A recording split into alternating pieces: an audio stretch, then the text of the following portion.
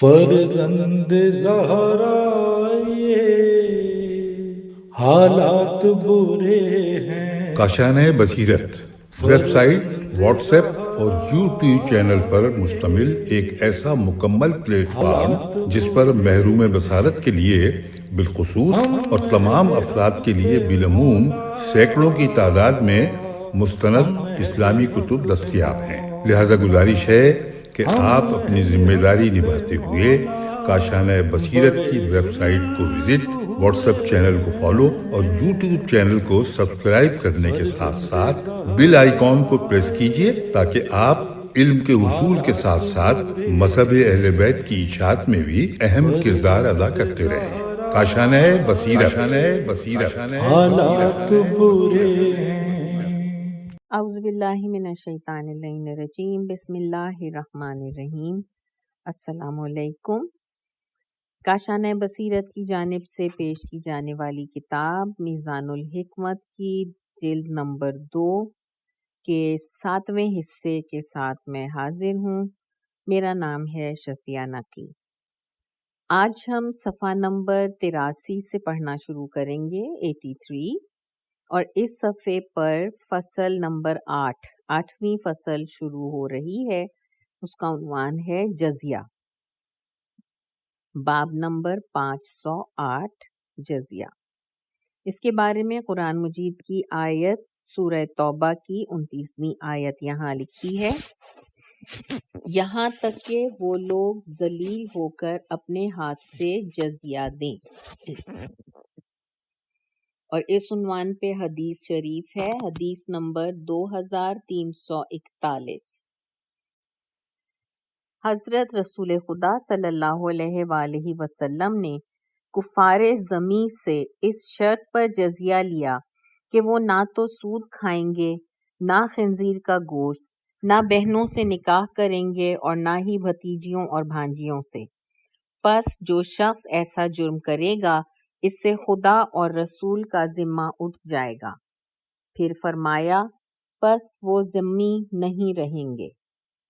عین بہ جلد نمبر 100 صفحہ 65، عین حضرت علی علیہ السلام۔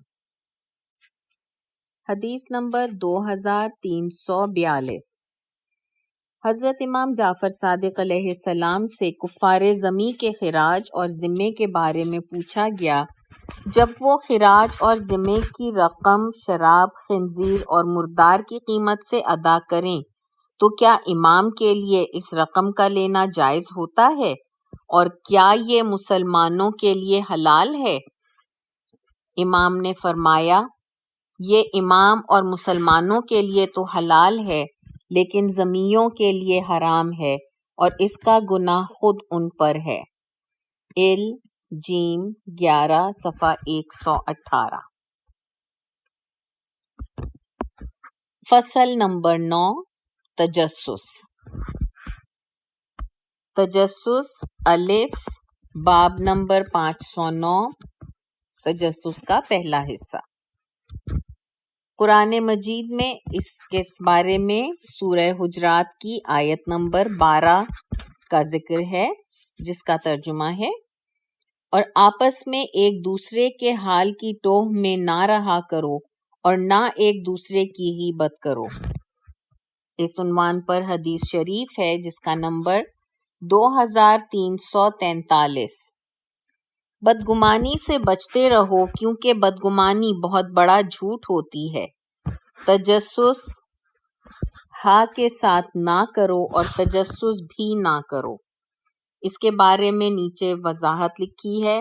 علماء فرماتے ہیں کہ تجسس ہا کے ساتھ کے معنی ہیں لوگوں کی باتوں کو کان لگا کر سننا، اور تجسس جیم کے ساتھ کے معنی ہے کسی کے عیبوں کو تلاش کرنا۔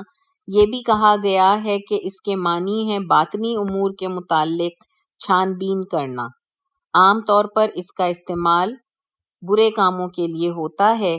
اسی طرح جاسوس اسے کہتے ہیں جس کے پاس برے کاموں کا راز ہو، اور ناموس اسے کہتے ہیں جس کے پاس اچھے کاموں کا راز ہو۔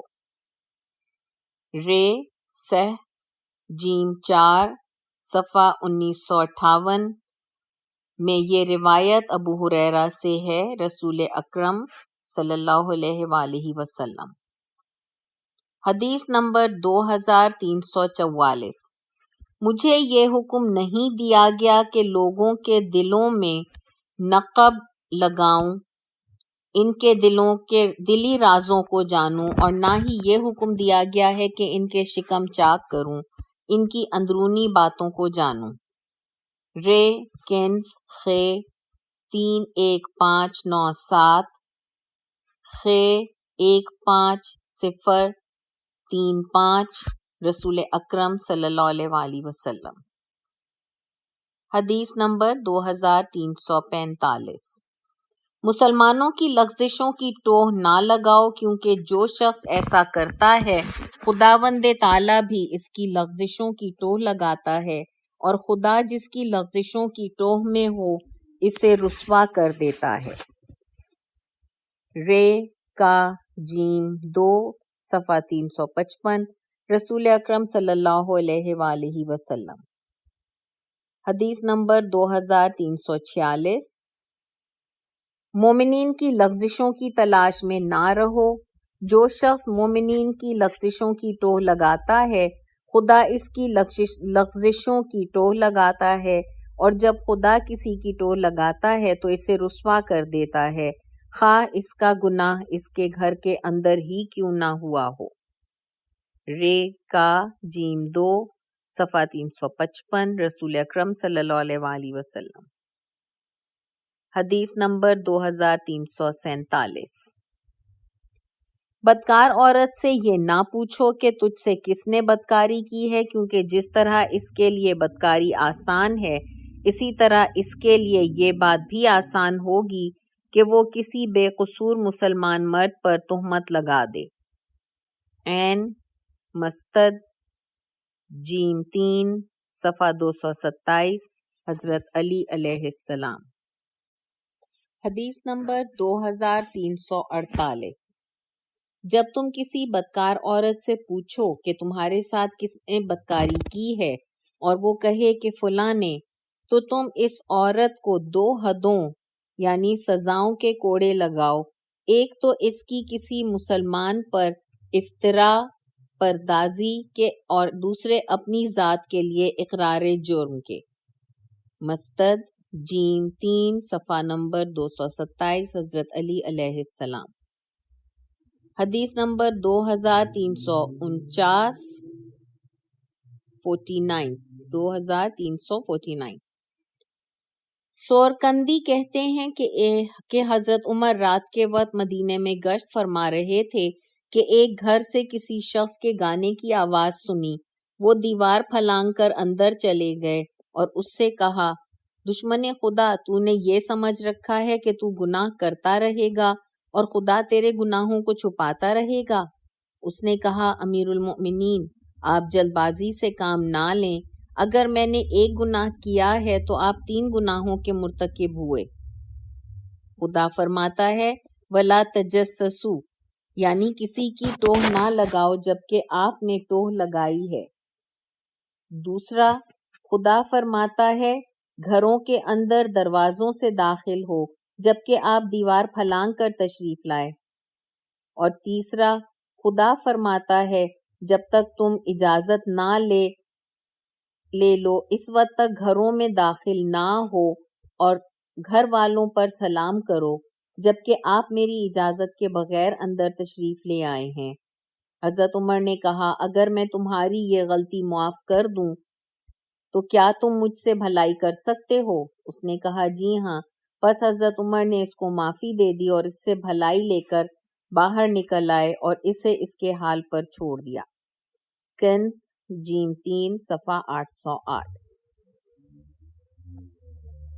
باب نمبر 510۔ تجسس حصہ ب عقائد میں۔ حدیث نمبر 2350۔ لوگوں کے دین کی تفتیش نہ کرو کہ اس طرح دوست کے بغیر رہ جاؤ گے۔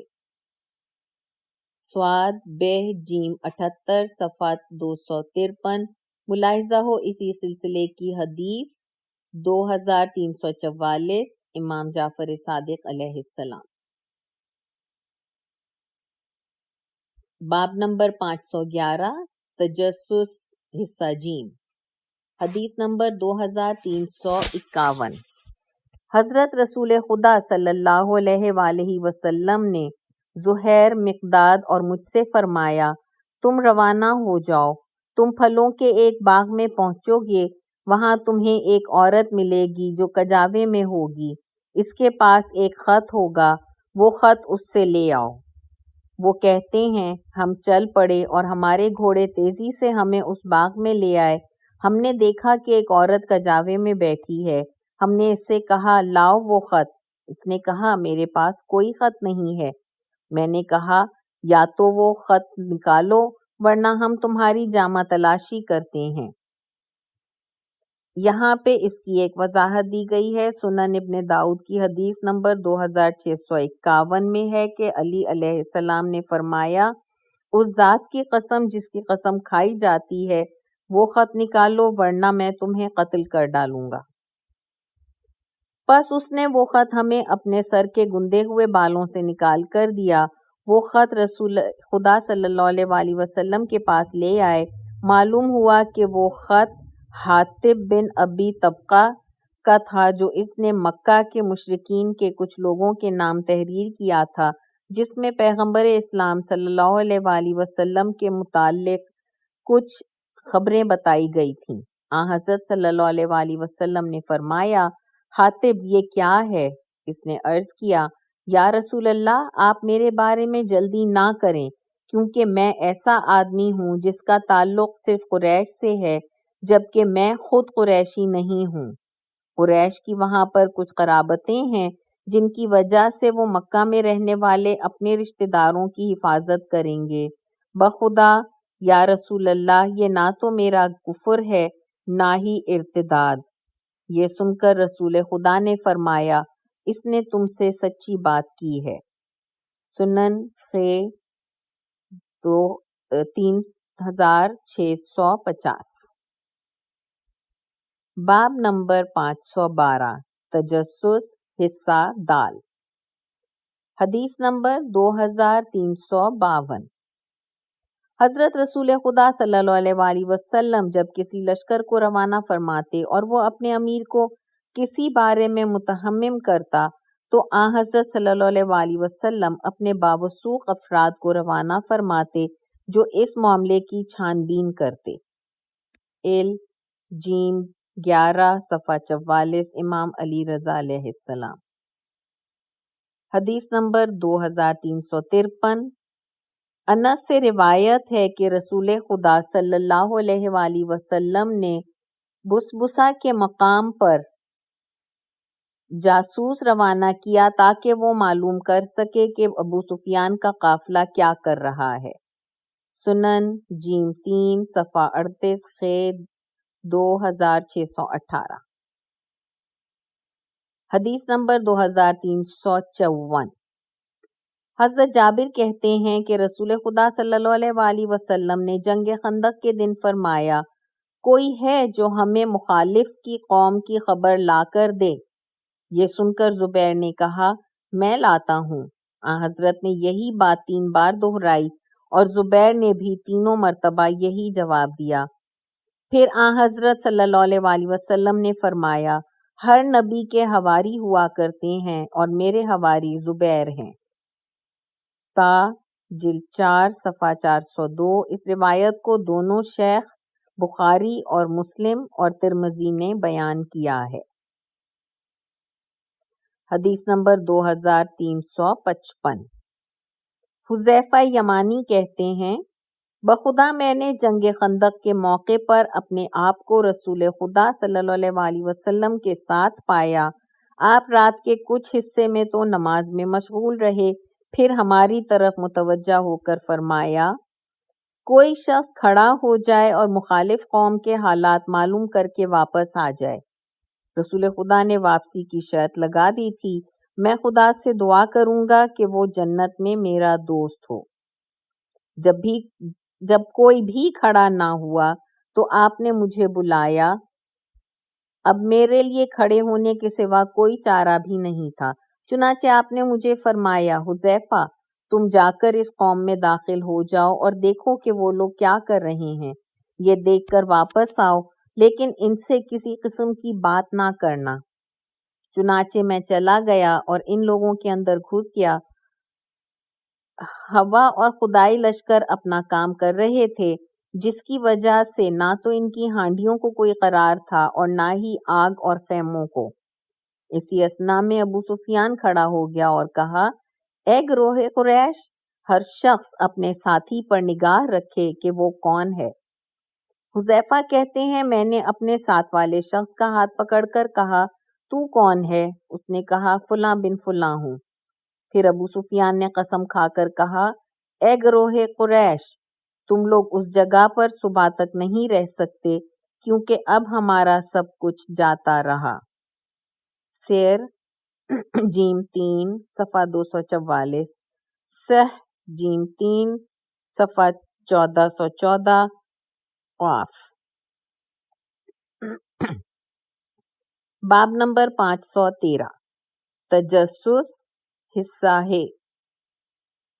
پھر نعیم بن مسعود رسول پاک صلی اللہ علیہ وسلم کے پاس آئے اور عرض کیا، یا رسول اللہ، میں ابھی تازہ اسلام لایا ہوں اور میری قوم کو میرے اسلام لانے کا علم نہیں ہے، آپ مجھے کیا حکم دیتے ہیں؟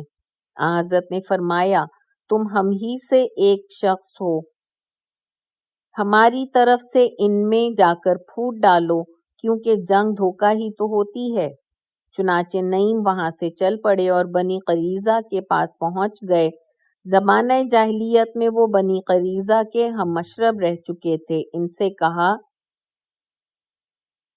اے بنی قریظہ یا قریظہ، تم اچھی طرح جانتے ہو کہ میری تمہارے ساتھ محبت ہے اور میرے اور تمہارے خصوصی مراسم ہیں۔ انہوں نے کہا، بالکل ٹھیک کہتے ہو، ہمیں تم پر مکمل اعتماد ہے۔ نعیم نے کہا، بات یہ ہے کہ قریش اور بنی غطفان تمہاری طرح نہیں ہیں، یہ شہر تمہارا ہی ہے اور اس میں تمہارے مال اور اولاد اور عورتیں ہیں، تم ان سب کو یہاں سے کسی دوسری جگہ منتقل بھی نہیں کر سکتے۔ قریش و بنی غطفان محمد اور ان کے ساتھیوں سے لڑنے کی ٹھان چکے ہیں، تم نے اس جنگ میں ان کی پشت پناہی کی، حامی بھر لی ہے، جبکہ ان کا شہر بھی دوسرا ہے اور ان کے مال اور اولاد اور عورتیں بھی دوسرے شہر میں ہیں۔ وہ موقع کے انتظار میں ہوں گے کہ اگر انہیں فرصت مل گئی تو اس سے استفادہ کر لیں، ورنہ وہ اپنے شہروں کو بھاگ جائیں گے اور تمہیں اکیلا چھوڑ دیں گے، جس کا نتیجہ یہ ہوگا کہ تم اکیلے مقابلہ نہیں کر سکو گے۔ لہٰذا تم ان کے ساتھ مل کر لڑنے کی اس وقت تک حامی نہ بھرو جب تک ان کے بڑے اور مالدار لوگوں کو رہن نہ لے لو، اس طرح وہ تمہارے ہاتھ میں رہیں گے اور تمہیں ان کا مکمل بھروسہ بھی ہوگا۔ یہ سن کر انہوں نے کہا، تم نے صحیح طرف ہماری رہنمائی کی ہے۔ پھر نعیم وہاں سے اٹھ کر سیدھے قریش کے پاس گئے۔ ابو سفیان بن حرب اور ان کے دوسرے قریشی ساتھیوں سے کہا، تم اپنے ساتھ میری دلی محبت کو بھی جانتے ہو اور یہ بھی جانتے ہو کہ میں نے محمد صلی اللہ علیہ وسلم کو چھوڑا ہوا ہے، لہٰذا بات یہ ہے کہ مجھے ایک خبر ملی ہے، خیر خواہی کے طور پر میں اسے تم تک پہنچانا اپنا حق سمجھتا ہوں، لیکن تم کو اسے ہر ممکن طریقے سے چھپانا ہوگا۔ انہوں نے کہا، ایسا ہی ہوگا۔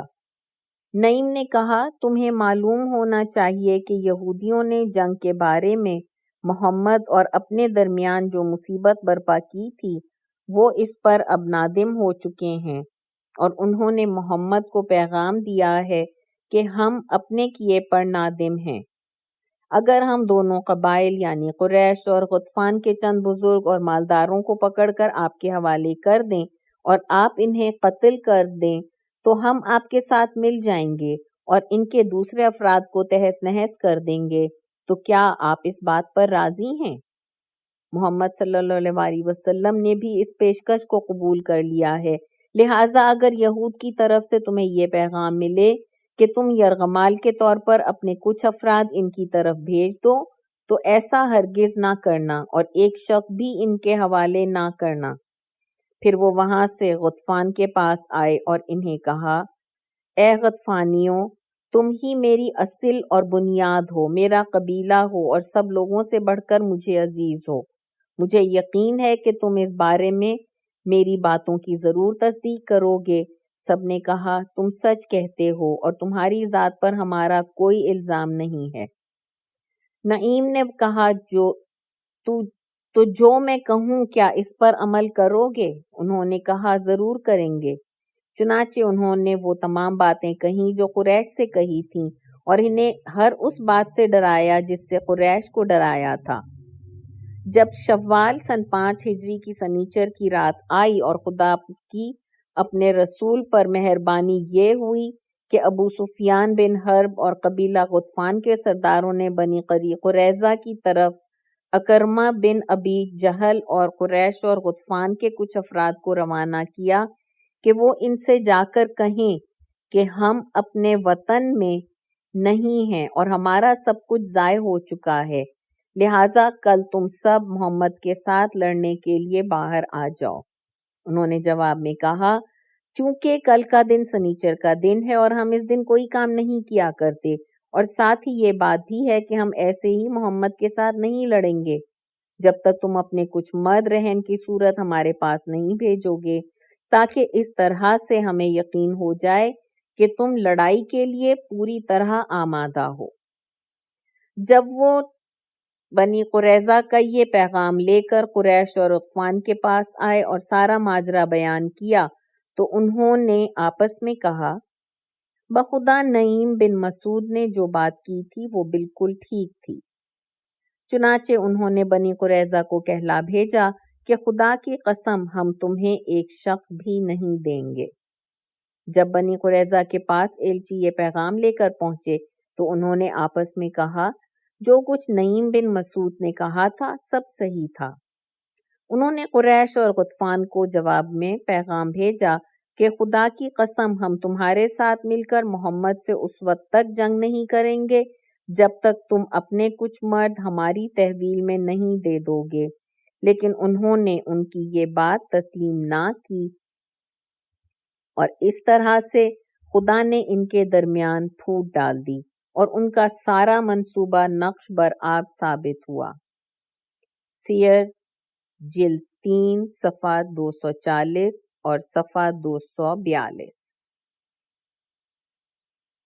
باب نمبر 514 جاسوس کے بارے میں حکم۔ حدیث نمبر 2357۔ جاسوس خواہ کسی قسم کا ہو، اندرونی یا بیرونی، جب اس پر قابو پا لیا جائے تو اسے قتل کر دیا جائے۔ ہم مستد جلد 3 صفحہ 249 آ۔ حدیث نمبر 2358۔ حارثہ بن مضرب فرات بن حیان سے روایت کرتے ہیں کہ حضرت رسول خدا صلی اللہ علیہ وآلہ وسلم نے اس فرات کے قتل کا حکم صادر فرمایا کیونکہ وہ ابو سفیان کا جاسوس تھا اور ادھر ایک انصاری کے ساتھ اس کا یارانہ تھا۔ جب وہ انصار کے حلقے سے گزر رہا تھا تو ان سے کہا میں مسلمان ہوں۔ چنانچہ ایک انصاری نے کہا کہ یا رسول اللہ یہ کہتا ہے کہ میں مسلمان ہوں۔ رسول خدا نے فرمایا کہ تم میں سے کچھ لوگ ایسے ہیں جنہیں ہم ان کے ایمان کے سپرد کرتے ہیں، انہیں ایمان کے اظہار کی وجہ سے کچھ نہیں کہتے، ان میں سے فرات بن حیان بھی ہے۔ سنن خ 2652۔ حدیث نمبر 2349۔ سلمہ بن اکو اپنے باپ سے روایت کرتے ہیں کہ رسول خدا صلی اللہ علیہ وآلہ وسلم سفر میں تھے کہ ان کے پاس مشرکین کے جاسوس کو لایا گیا۔ آپ اپنے اصحاب کے پاس بیٹھ گئے اور وہ وہاں سے کھسک گیا۔ حضرت رسول خدا صلی اللہ علیہ وآلہ وسلم نے فرمایا اسے پکڑ کر قتل کر دو۔ میں نے آگے بڑھ کر اسے جا لیا اور قتل کر دیا اور اس کا سامان اپنے ساتھ لے آیا۔ حضرت نے وہ سامان مجھے عطا فرمایا۔ سنن خ 3653۔ قول مؤلف ملاحظہ ہو سنن خ 2654۔ باب نمبر 515، جن چیزوں کے ظاہر پر حکم لگایا جاتا ہے۔ حدیث ہے حدیث نمبر 2360۔ 5 چیزیں ایسی ہیں جن کے بارے میں لوگوں کو ان کے ظاہر کے مطابق حکم لگانا واجب ہے۔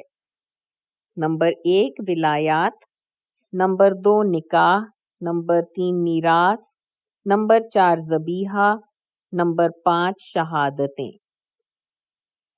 چنانچہ اگر ان کا ظاہر قابل اطمینان ہو تو ان کے ظاہر پر گواہی کو قبول کیا جائے گا، باطن کے بارے میں سوال کرنے کی ضرورت نہیں ہے۔ جیم 18 صفحہ 213، امام جعفر صادق علیہ السلام۔ اب ہم فصل نمبر 10 شروع کر رہے ہیں جس کا عنوان ہے مجلس، اور یہ فصل صفحہ نمبر 99 پر شروع ہو رہی ہے۔ باب نمبر 516، سب سے اشرف مجالس، حدیث نمبر 2361۔ ہر چیز کا ایک شرف ہوتا ہے، مجالس میں سب سے زیادہ شرف والی مجالس وہ ہوتی ہیں جن میں قبلے کی طرف رخ کر کے بیٹھا جائے۔ بہ جیم 75 صفحہ 469، جیم 77 صفحہ نمبر 128۔ اور اس کتاب میں ہے کہ مجالس کا شرف یہ ہے کہ ان میں قبلہ رخ بیٹھا جائے، رسول اکرم صلی اللہ علیہ وآلہ وسلم۔ حدیث نمبر 2362، حضرت رسول خدا صلی اللہ علیہ وآلہ وسلم اکثر و بیشتر قبلہ رخ ہو کر بیٹھا کرتے تھے۔ بہ جیم 16 صفحہ نمبر 240، امام جعفر صادق علیہ السلام۔ قول مؤلف ملاحظہ ہو جیم 8 صفحہ 475، باب 76۔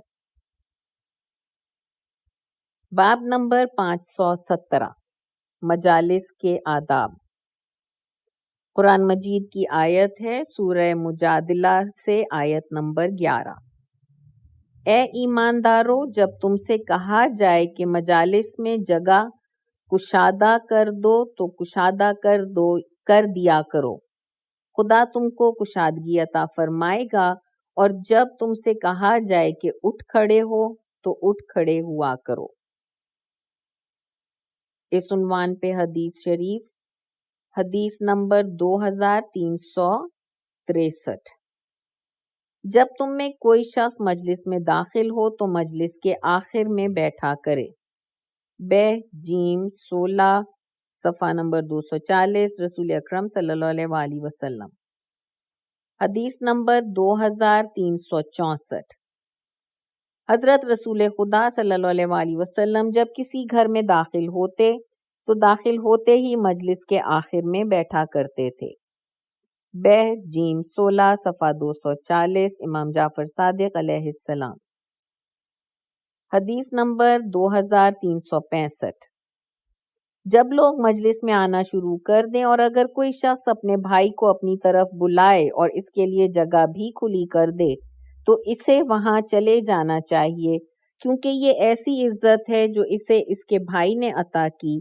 اگر اس کے لیے کوئی شخص بھی جگہ کشادہ نہ کرے تو اسے چاہیے کہ کسی کھلی جگہ پر بیٹھ جائے۔ حدیث نمبر 2366، جب کوئی شخص اپنے کسی بھائی کے مکان میں داخل ہو تو اسے وہیں پر بیٹھ جانا چاہیے جہاں پر اسے صاحب خانہ بٹھا دے، کیونکہ صاحب خانہ اپنے گھر کے عیوب کو باہر سے آنے والے شخص سے بہتر جانتا ہے۔ بہ جیم 75 صفحہ نمبر 465، بے امام محمد باقر علیہ السلام۔ حدیث نمبر 2367،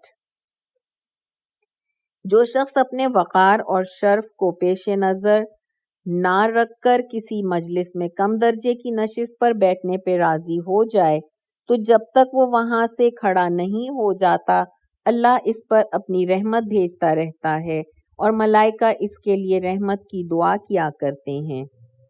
یہ بہار الانوار جلد نمبر 75 صفحہ 466، جلد نمبر 78 صفحہ نمبر 371، امام حسن عسکری علیہ السلام۔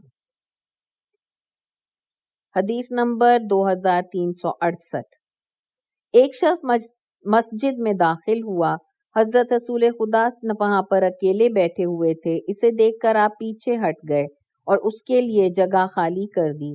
یہ دیکھ کر اس نے کہا، یا رسول اللہ، جگہ تو کافی کھلی ہے۔ آپ نے فرمایا، ایک مسلمان کا دوسرے مسلمان پر یہ حق بنتا ہے کہ جب وہ اسے دیکھے کہ اس کا بیٹھنے کا ارادہ ہے تو اس کے لیے جگہ خالی کر دے۔ بہ جیم 16 صفحہ نمبر 240۔ حدیث نمبر 2369، حضرت رسول خدا صلی اللہ علیہ وسلم کے اوصاف میں شامل تھا کہ آپ کو اپنے کسی ہم نشین کے سامنے پاؤں پھیلائے کبھی نہیں دیکھا گیا۔ عین بہ جیم 16 صفحہ نمبر 236، حضرت علی علیہ السلام۔ حدیث نمبر 2370، اپنی مجلس میں گالی نہ دیا کرو کہ تمہاری بدخلقی دیکھ کر لوگ تم سے دور نہ رہنے لگیں، اور کسی شخص کی موجودگی میں کسی دوسرے شخص کے ساتھ سرگوشی نہ کیا کرو۔ بہ جیم 84 صفحہ 354، قدا رسول اکرم صلی اللہ علیہ وسلم۔ قول مؤلف، ملاحظہ ہو ایل جیم 8 صفحہ نمبر 472 باب 74۔ باب نمبر 518، مجلس میں صدر نشینی۔ حدیث نمبر 2371، صدر مجلس میں صرف وہی شخص بیٹھ سکتا ہے جس میں یہ 3 صفات ہوں: 1، جب اس سے کوئی بات پوچھی جائے تو وہ اس کا جواب دے سکتا ہو۔ 2، جب تمام لوگ بات کرنے سے عاجز آ جائیں تو وہ بول سکتا ہو۔ 3، ایسی رائے پیش کر سکتا ہو جس میں اس کے ساتھیوں کی بھلائی کا راز مضمر ہو۔ اگر کسی میں مذکورہ صفات نہ پائے جائیں اور پھر بھی وہ صدر نشینی کرے تو وہ احمق ہے۔ بہ جیم 8 صفحہ نمبر 304، حضرت علی علیہ السلام۔ حدیث نمبر 2372، مجلس کے بلند مقام پر لپک کر نہ بیٹھ جاؤ، کیونکہ جس مقام کی پستی سے اس کی بلندی پر تمہیں لے جایا جائے بہتر ہے اس سے کہ تمہیں کسی بلند مقام سے اتار کر پست جگہ پر بٹھایا جائے۔ غیر الحکم، حضرت علی علیہ السلام۔